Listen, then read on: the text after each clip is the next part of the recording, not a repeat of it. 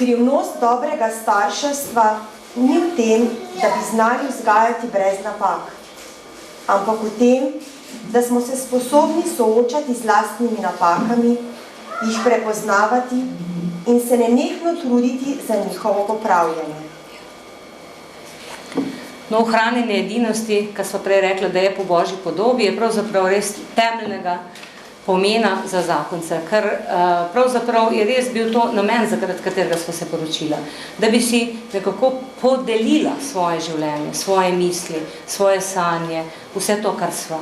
Končno sva našla drugega, na celem svetu sva se izbrala en drugega, prav zaradi tega, ker sva nekako začutila, nekako vedela, da je to, da je to on ali pa da sem to jaz, s katerim hočeva preživeti celo življenje. In če pa hočeva graditi edinost v najinem odnosu, je pa, kot je rekel že Dani, to trdo delo, zato ker samo po sebi edinost ne pride. Samo po sebi pa pride odtujenost. Zato se pa ni treba nič truditi. In vsak odnos gre po tem principu. Če se ne trudimo za odnos, gre v odtujenost. In odtujenost je nekdo zelo lepo opisal, ko je rekel, lahko živiš v isti hiši, lahko ješ za isto mizo, lahko spiš v isti posteli, lahko imaš iste otroke, lahko živiš spolno življenje z nekom, pa ne doživljaš te edinosti, ampak živita dva, eden mimo drugega, tako da ne vesta, kaj se dogaja z drugim. In žalostno je to, da prej smo pri statistiki pogledali, da gre skoraj vsak drug zakon narazen. Problem je v tem, ker še od tistih polovice, ko ostanejo skupaj, jih večina živi v tej odtujenosti. En mimo drugega. Zato, ker je pač to en takšen naravni sad vsakega odnosa, če se ne dela na odnosu oziroma če se ne gradi edinosti. In zato se mi zdi, da je zelo pomembno, da mi to odtujenost prepoznavamo v svojem odnosu. Ali pa to, da si jo upamo sploh priznati.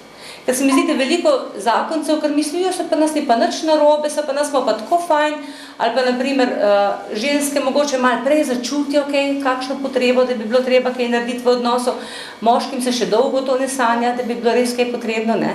Tako da tudi, ko pridejo k nam na ta seminar, ponovadi veliko žena, ko vprašam, kdo je bil tisti iniciator, da sta prišla na ta seminar, v glavnem žene dvignejo roke. No?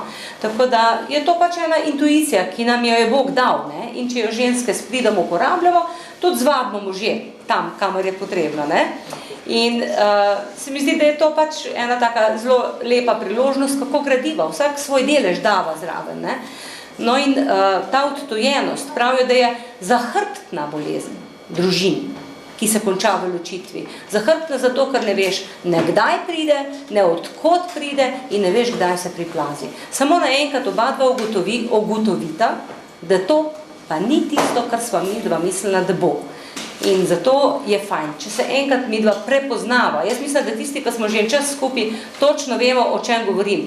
Midva v odtujenost zlezeva mimo grede. Lahko sva še zdaj ne vem, kako edina, pa bo padla ena napačna beseda ali pa sem en napačen pogled. Pa se bova že čutila malo stran. Pa če ne bova tizga razčisla, pa ne vem kaj, bova sem še, ne vem, par ur dodala, pa bova že tako daleč stran eden od drugega.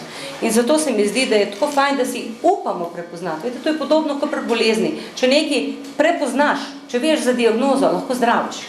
Če pa si zatiskaš oči nad tem, da je odtujenost, pa nič ne narediš, tista odtujenost potem seveda lahko vodi tudi do skrajnosti, da pomeni ločitev.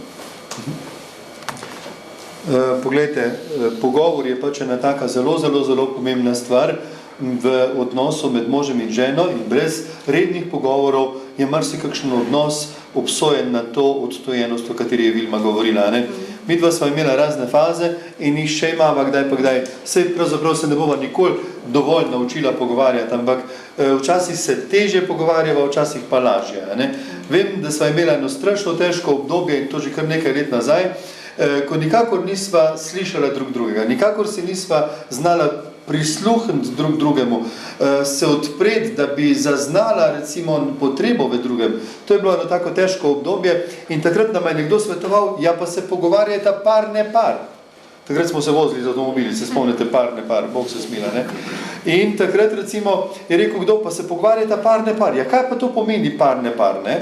Ja, to pomeni tako, se pravi, zvečer, ko se spravi tak pogovor, na parni dan govori ti, pa naj ona posluša, na neparni dan pa naj ona govori, pa ti poslušaj, ne?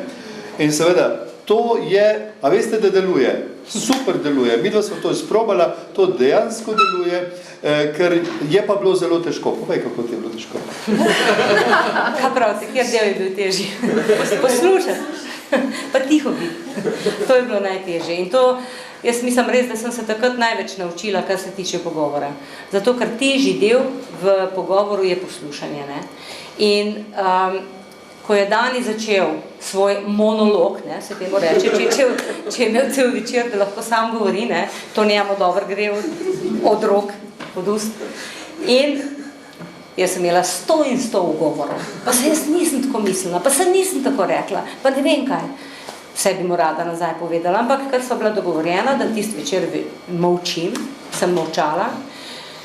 In po enih 15-20 minutah njegovega govora se je mene začelo odpirati. A tako si se ti počutil? A to vse je v tebi? A to si ti doživljal takrat?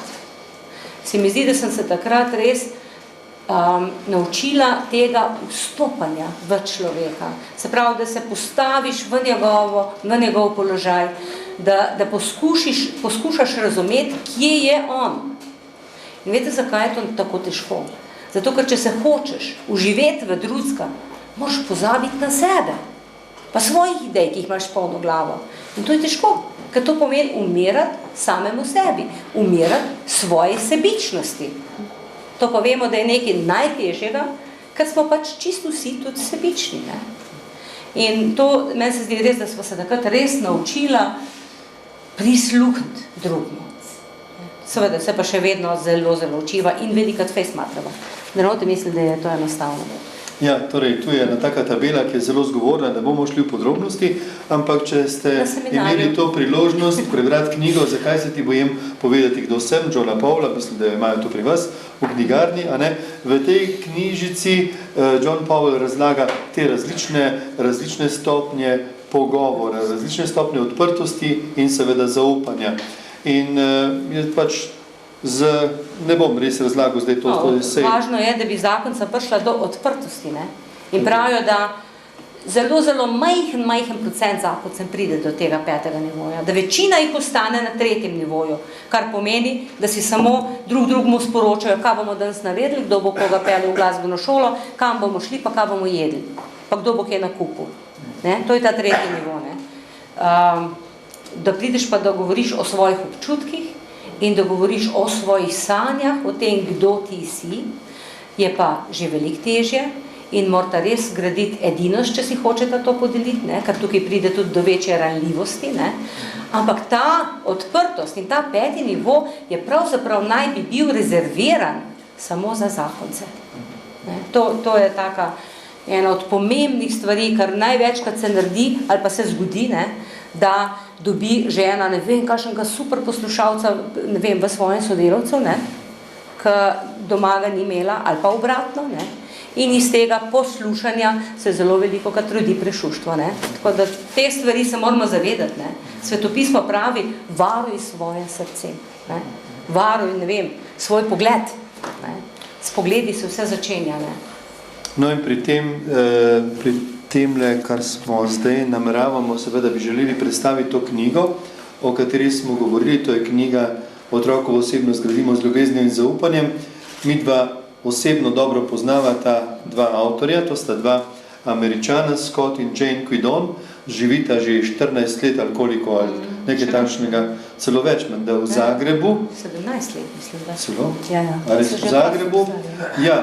Torej, imata 6 otrok v 7 letih, vsakega posebej, so bili zelo pridni in se pravi, njihovo, in ta knjiga ni sad nekega teoretiziranja, ampak je res polna primerov iz prakse, iz življenja in je res govorna, tako da mislim, da je Bogdan Žorž, ko je omenil, recimo, pravi, da bi jo uvrstil kar v sam vrh te literature, ki je, tako bi se reklo, konkretna in realna, se pravi, ki zakoncem res da določene ideje in jim da misliti, kaj pravzaprav želijo dosežiti, ko imajo pred seboj to ranljivo blago, ki ga obdelujejo ali pa obdelujemo kot starši, ki se mu reče otroci. A ne? In v tej knjigi se avtorja Scott in Jane pač spopadate z nekaterimi stvarmi, ki sta jim rekla, da so pač to vloge staršev, ki jih igramo v otrokovem življenju, odvisno od otrokove starosti.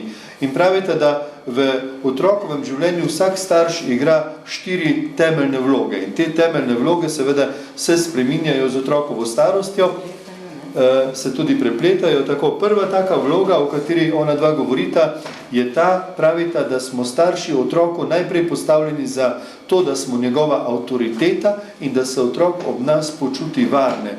A ne? Marsikakšna mamica, ki reče, ja, mi s mojo hčerko smo pa prijateljica, a ne? Pa je hčerka stara 4 leta, a ne? 4 leta, pa se ne zaveda, da je ta njena hčerka otrok brez staršev. Ima prijateljico, nima pa mame. Ampak otrok v tem obdobju potrebuje predvsem mamo, predvsem starše. A ne?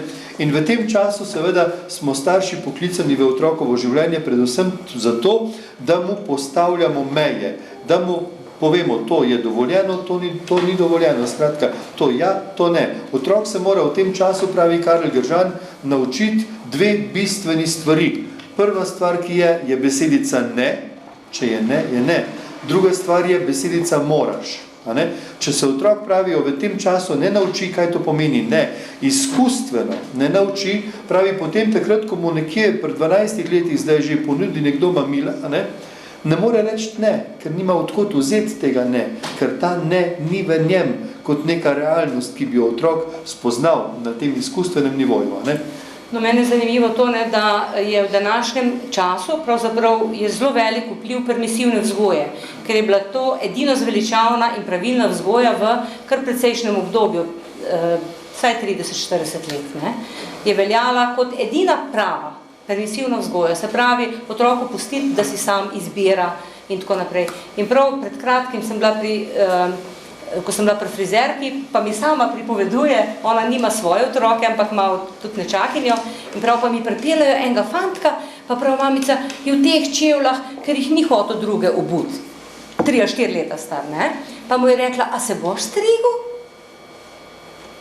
Mislim, kako s takimi majhnimi stvarmi otrokom dopuščamo, oziroma mu damo vedeti, da je on središče vsega in nad njim ni avtoritete, da se naj sam odloča. Kaj boš pa jedel, kaj boš pa oblekel? Teh vprašanj se do 5-6 leta ne zastavlja otrokom, ker se sam še ni sposoben odločati o tem. Lahko mu da 2 ali 3 možnosti, ne? A boš to jedel ali boš to oblekel ali boš to. Še zmerim med 2 zimskima oblačilama, ne kopalke ali pa pulover. V tem smislu ne morajo starši vedeti, kaj je za otroka dobro in da ga oni vodijo. In če pravi, če mu prepustiš preveč teh odločitev, je otrok prvič zmeden in ne ve, da je sploh kakšna avtoriteta nad njim. In gledajte, mi starši smo postavljeni otroku kot zgled avtoritete, tudi kot božje avtoritete. Ne? Že pri semaforju se moramo ustaviti, ker je avtoriteta. A ne? Mislim, v takih čist življenjskih stvareh se s tem otrok nauči, da je nekdo, ki je nad njim. In tukaj največ problemov. Pravi Karel Gržan, če je otrok star 3 leta, pa da je sposoben sam počistiti školjko za sabo, pa da tega ne stori, ne? Pravi, ste mu kot starši dolžni tako zatežiti, da mu nikoli več na misel ne bi prišlo, da tega ne bi naredil. Ne? Pravi, ker če vi delate nekaj na mesto otroka, kar je sposoben sam narediti, mu delate proti uslugo. Otroka delate čustvenega invalida. Ne? Ker v bistvu otrok ne spoznava preko lastnih izkušenj, preko lastnih poskusov, ki seveda niso popolni, ampak so poskusi, da je sposoben nekaj narediti. Ne odrašča v zrelo, samostojno, odgovorno osebnost, ampak odrašča v maminega sinka, ki bo do 30-35 leta v mama hotelu doma. Bo mama pucala, prala, peglala za njega in tako naprej, mu kuhala, mu spodnašala, a veste, stvari in tako naprej, kar ni več pravilno in dobro. In to se med nami danes precej dogaja.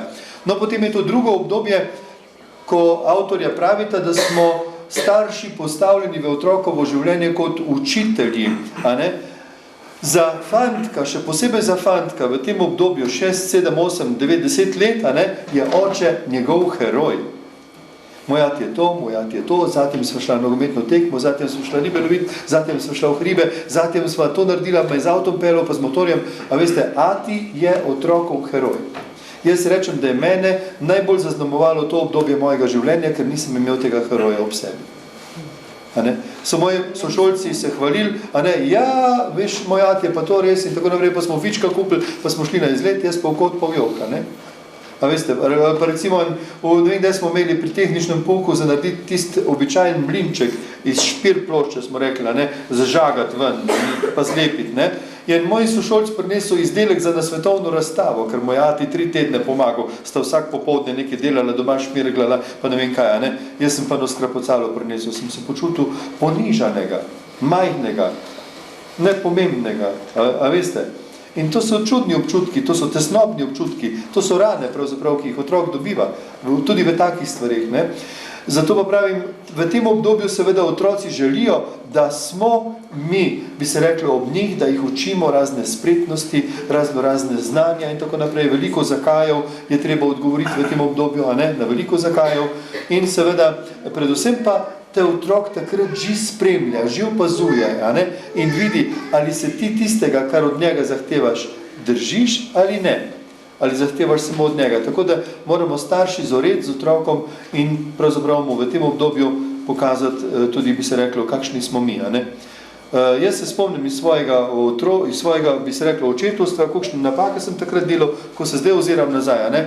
Ko me je najstarejši sin pri 8-9 letih, ati greva ribe loviti, Jaz pa kam jaz ribe lovil, nikoli nisem ribe lovil, pust me primer, Neumnost moja, Otrok ni rabo ribiča profesionalca ob sebi, a veste. Otrok je rabo enega očeta, ki bi bil z njim popoldne 3 ure za ston trne kmetov v vodo, pa bi se nekaj zezala tam v vodi. Čisto v redu bi bilo, za njega bi bilo super. Ampak jaz tega nisem dojel. V mojih izkušnjah tega ni bilo. Mene je ta praznina tudi na ta način zaznamovala. Ne bi se zgovarjal, ampak kljub temu tako je bilo. To so moja dejstva, s tem sem se jaz srečeval. No, mi da se itak ne hvalila s tem, koliko smo kaj fajn naredila, Ja. Ampak iz tega, koliko smo se svojih napak učila. Ja. In vedno trdiva, da hvala Bogu, da so naši otroci takšni, kakršni so. Predvsem tem, koliko napak smo naredila. No, potem je to tretje obdobje, ko smo starši otrokovi trenerji oziroma mentorji. Kaj to pomeni trener ali mentor? Glejte, še nikoli niste videli kakšnega trenerja, da bi po igrišču skakal za žogo, recimo pri košarki, rokometu ali pa nogometu, nikjer, ampak trener opazuje vsak gib njegovih junakov, se pravi njegovega tima. Vsako odločitev, vse, kako je kdo naredil, kako je naredil, znajo igrati timsko in tako naprej, se držijo tistih pravil, ki so se jih dogovorili ali se jih ne držijo. Tudi starši smo v otrokovo življenje v tem obdobju povabljeni kot trenerji ali mentorji, da opazujemo vsako otrokovo, bi se reklo, odločitev. Otrok se odloča sam, ampak mi smo pa tisti, ki moramo vedeti, kako se otrok odločil. Mi smo tisti, ki smo dolžni opazovati, s kom otrok preživlja čas, kdaj prihaja domov, se drži tistega, kar smo se dogovorili, ali se ne drži in tako naprej. In če se ne drži, tako kot trener, ko skliče time out, smo tudi mi, starši, povabljeni, da otroke pokličemo na pogovor in na razgovor in da rečemo, hej, ustav se, kaj pa to, zakaj pa, a smo se tako dogovorili? Nismo, ker starši smo tisti izkušeni odrasli, ki vidimo, kakšne bodo posledice napačnih odločitev.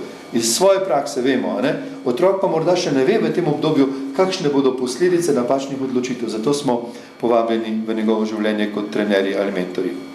No, potem je pa še zadnja, četrta, bi rekel, vloga je pa vloga prijatelja. Ta vloga prijatelja seveda je še posebej pomembna, ker želimo, in to je naš cilj, da bi postali otrokovi starejši, izkušeni prijatelji. To si želimo. Jaz sem imel predvsej problemov s tem, ker nisem vedel, recimo, kar sem jaz mogoče zaradi svojih napak v odnosu do mojih sinov še posebej, naredil preveč napak in me je presenetil najstarejši sin, to je bilo že kar 5 let nazaj, ja, ko je bil poročen že, in ga je Vilma vprašala, Benjamin, kaj si pa ti želiš od naju 2, recimo, za rojstni dan, in je rekel, da bi šel nekam z atijem za 2 dni. Ko je Vilma to meni povedala, sem se te prvo ustrašil, sem rekel, holt, kaj pa če ima pop seznamenih 150-200 točk, recimo, za vsa leta, ima dober spomin, veste, vse detajle se spomne, vse, kjer avto smo imeli, kdaj smo imeli, kakšno, sem si mislil, mogoče seznam naredil, Potem druga misel, ki mi je prišla, kaj pa če imam jaz zdaj možnost kakšnega popravnega izpita? To je bila pa druga misel in te misli sem se oklenil. In tako sem se potem 3 tedne psihično pripravljal, kaj bova midva počela tista 2 dni. Predvsem sem se pa pripravljal v tej smeri, da mu ja ne bom zastavil kakšnega neprimernega vprašanja. A si naredil to, si končal tisto, kaj pa ta izpit, kaj pa diploma, pogled unga Markota, ne, in tako naprej. Veste, to so neumnosti, ki jih človek dela in teh neumnosti jaz vem, da sem veliko naredil. No? In potem smo šla en dan z EasyJetom iz Ljubljane v Berlin, smo prišla zvečer v Berlin, mislim, da imam eno slikce tam nekaj, ja, če malo naprej, še naprej. To bo preskočil. Še to preskočil. Ne, nimam slikce. Ja, torej, šla sva v Berlin in sva v... Tu bojo vidi, kako družim molje. Ja, še kuža molje. Pa je zelo velik vpliv. Ja, in sva se, če sva šla v Berlin kot oče in sin, sva se nazaj vrnila kot prijatelja. Tako je bilo res tudi z drugim sinom, s Timotijem sva šla v Prago, s Tobijem sva šla v Benetke, Ana je šla pa... Ja, jaz sem šla pa za Ano za 3 dni, imam sem eno hčer. Je šla pa obiskat Ludvika Bavarskega, pa ga ni bilo doma, ne? To smo se zelo lepo imeli. Se mi zdi, da je to tako, da smo videli, da se splača na ta način ohranjati ta prijateljski odnos, da to kdaj za kakšna urca, 2, da greš samo z enim, ne vem, ali na kavico, ali kakšno kupovanje, karkoli, da ustvarjaš ta prijateljski odnos. Ne. Tudi že prej, seveda, v najstniških letih je to zelo pomembno, ne, da se otrok čuti pomembenega, ne, da ni vedno samo, ne vem, eden izmed mnogih, ne, ampak da ga izzameš tudi ven in z njim preživiš čas. Ja, potem bi bova sem še povedala, zdaj to najno izkušnjo, ki smo jo doživeli mi v svoji družini kot en največji izziv in trpljenje. Zdaj, tisti, ki ste to že slišali, ste že veliko slišali, vendar tega, kar mi govorimo, ampak moramo tudi to še povedati. Pravzaprav se ob tem vedno vprašam, oziroma gledam nazaj, kako je tista moja odločitev, o kateri sem govorila prej, da sem se pri svojih 20-21 letih odločila, da bom brala Božjo besedo, da ji bom dala avtoriteto in prioriteto v svojem življenju, kako je ta odločitev bistveno vplivala na življenje cele naše družine in celo na življenje naših otrok. Tega prej nisem nikoli razmišljala, potem zdaj za nazaj sem to ugotavljala.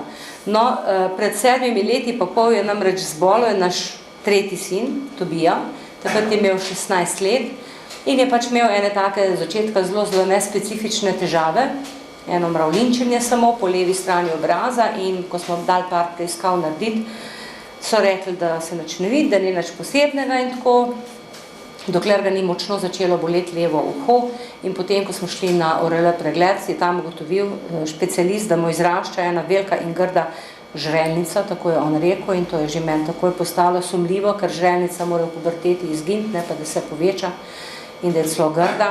No in odzeli so mu pač tkivo za histološko preiskavo in čez neki dni je mene domov klical patohistolog iz Novega mesta, kar je zelo nenavadno, ker nismo nobena posebna kolega bila. In je začel kolegica, to pa ni nekaj nedolžnega.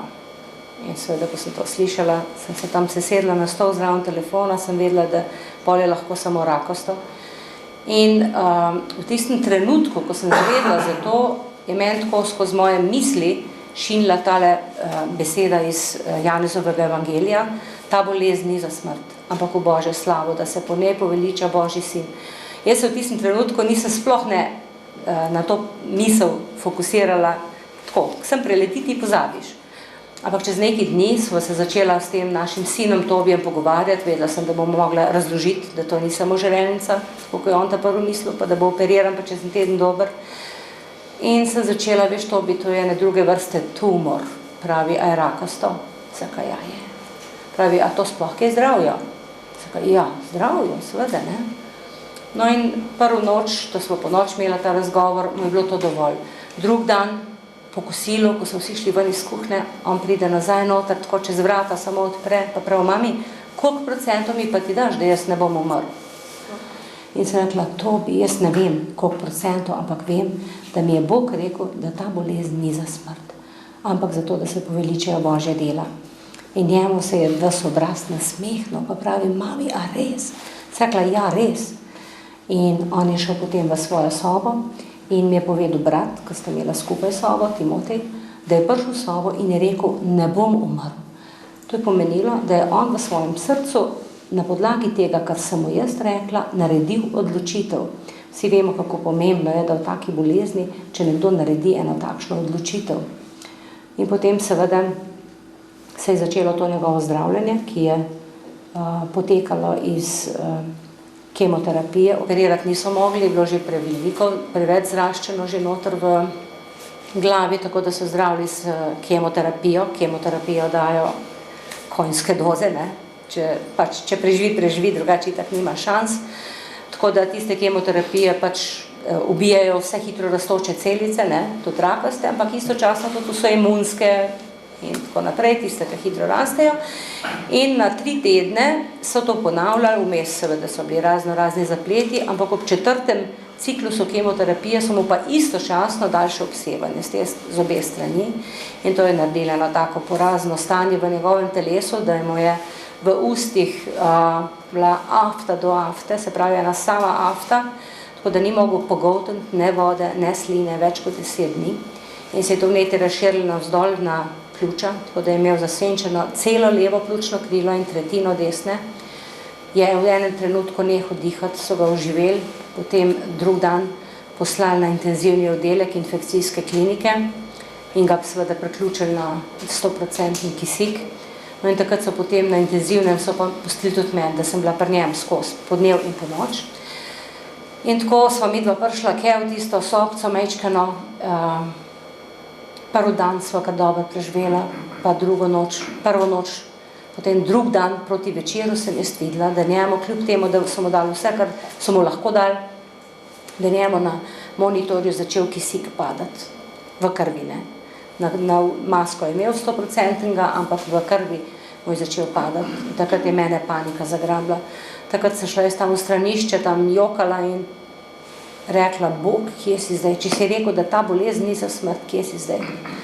In ko sem se zjokala, sem šla nazaj v to njegovo sobico in v istem trenutku je zazvonil moj mobitel in je klical naš duhovnik prijatelj, ki je veliko moli za bolnike, pa prav Vilma, kak je s tobijem, mu povem, da je v zelo slabem stanju.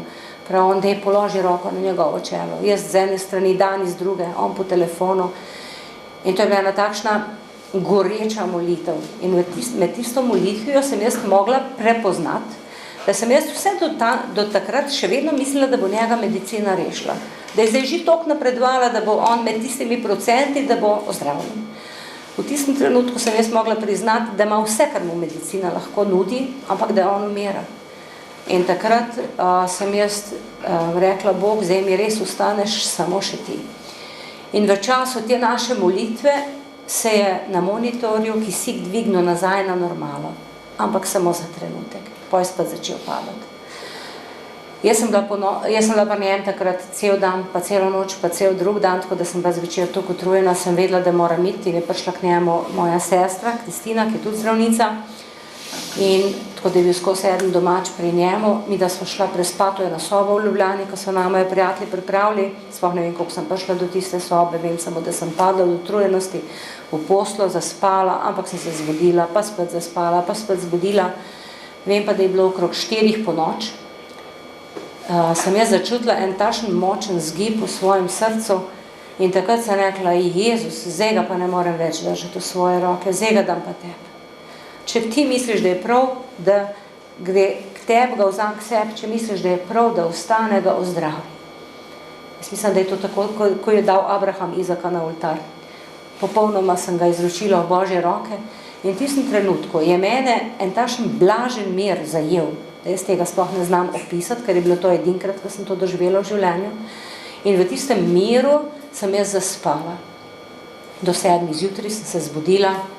Čudno se nama je zdelo, da ni noben klical, mi da smo naročila moji sestri, da kliče, karkoli bodo po noč delali, čeprav sem vedela, da intubirati si ga ne upajo, tudi če bi nehal dihati, ker ni imel kam niti slina iti, kje bodo šele tubus noter dal. Če bi intubirali, bi zakrvavel, trombocitev ni imel nič. To je bila res ena takšna brezizhodna situacija. No in potem se midva samo usedeva v avto, se odpeljava do bolnice, tam pride ven moja sestra iz bolnice, pa pravi, po noč sem izboljšan. In takrat sem videla, da takrat, ko sem ga jaz popolnoma izročila v Božje roke, je njega lahko Bog zdrav. Prej sem ga jaz tiščala v svojih, čeprav v materinskih rokah, ampak še vse človeških pa grešnih. Šele, ko sem ga popolnoma izročila, so se stvari začele bistveno spreminjati. Kisik je narastel nazaj na normalo. CRP, ki ga merijo pri vsakem vnetju, v vsakem zdravstvenem domu, do 8 je normalno, on ga je imel 480. In je padel tisto noč na 200, pa še nekaj. In druge spremembe so bile takšne drastične dosti. In nobenkrat potem ni bilo več toliko hudo kot takrat. To bi je začel počasi potem okrevati. Danes je zdrav, normalen, brez posledic. Rad se športom ukvarja, pesmi piše, študira, letos bi se rad poročil, tako da vse bolj, zdaj je star 24. septembra. A tole pa, to je 16. bil takrat, tole je star 18 po moje, eno leto, 17, ja. Se pravi, vedno bolj nam je jasno, da ni samo po sebi umevno, da je on danes živ pa zdrav.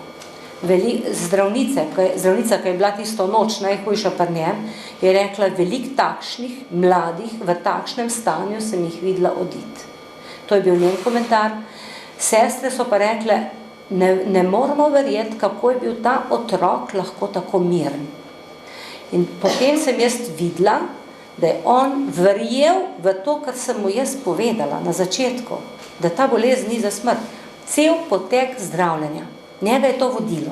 Tudi skozi tisto obdobje, ko je bilo najhujše. On je nobenkrat več vprašal, zakaj on trpi, zakaj mora trpeti in a bo on umrl ali ne. Nikoli več. On je prišel skozi v tisti viri, da če je Bog tako rekel, bo tudi to držal obljubom. In jaz se ob tem vprašam, če jaz ne bi naredila te odločitve, če jaz ne bi poznala Božje besede, če je ne brala, kaj bi mu rekla, ko me je vprašal, koliko procentov mu dam. On se je uprl na moje besede, ki so bile pa Božje besede. Božja beseda ima pa moč sama v sebi. In sem res Bogu hvaležna za to, kako nas je vodil skozi življenje, da je postavil to Božjo besedo na tako pomembno mesto v najnem življenju, da je od tega bilo konkretno odvisno njegovo življenje. In verjamem, da je tudi življenje vseh otrok zelo povezano s tem, kakšne odločitve delamo mi starši in koliko tudi to Božjo besedo, v kateri je moč, vnašamo v svoje življenje.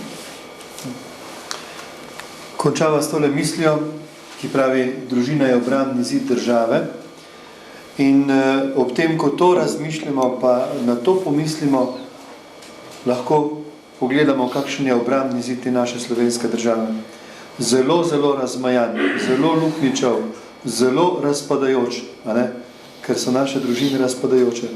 Povedal bom samo en primer, par dni nazaj sva šla en avto gledati, ki bi ga naj bili kupili in potem sem jaz, star avto, rabljen, za Jurija pa pol, bi se reklo, in sem jaz potem se v tisti avto usedel, pržgem, pa tam ključ obrgem in radio začne, pa ne špilati, ampak začne Sem rekel, kaj pa je to? Je rekla, veste, jaz imam moža Arabca in on ima posnet Koran in ga kar naprej posluša. A veste, posnet Koran in ga kar naprej posluša. Očitno ga dobro pozna, očitno mu to strašansko veliko pomeni, očitno iz tega človek živi. In jaz se sprašujem, kako dolgo bomo še mi živeli lahko to svoje krščanstvo, kakršno pač živimo, če ne bo prišlo v nas do neke spremembe, da tudi mi ne bomo Boga začeli malo bolj resno imati, malo bolj resno upoštevati v vsakdanjem življenju, če ne bomo dovolili Bogu, da pravzaprav v nas na nek način dela korenite spremembe. Zmeri povem ponovati na koncu te naše zgodbe, da to zgodbo vedno znova pripovedujem kot dokaz, da je Bog živ, da dela iste stvari, kot jih je delal pred 2000 leti in da nas vzame on zelo, zelo zares, če mi njega vzamemo zares. Ja, in tu smo res, mi smo tista odgovorna generacija, mi smo tisti v tem našem času... Se bodo meni še tiskom poročiti, ja, se delajo take velike spremembe, Tam le Julija odzad, veš? V našem času, seveda, mi smo tisti, če bomo čez 20-30 let še kje migali, potem nas bodo takile zanamci naši vprašali, kje ste bili takrat, kaj ste delali, zakaj ste dovolili, da se je v vašem času to pa to zgodilo, to pa to porušilo, svetinja, ki jo je Bog postavil, in tej svetinji se reče družina. Torej, vabljeni vsi, da naredimo res neke korenite spremembe pri sebi, da začnemo res delati na svojem odnosu, da te odnose vzamemo zares, da jih pravzaprav začnemo obdelovati tako kot njivo, skratka, da na teh odnosih res lahko rodi še kakšen dober sad za naše bodoče rodove in seveda za prihodnost. Hvala lepa, ker ste imeli potrpljenje z nama. Bog vas živi.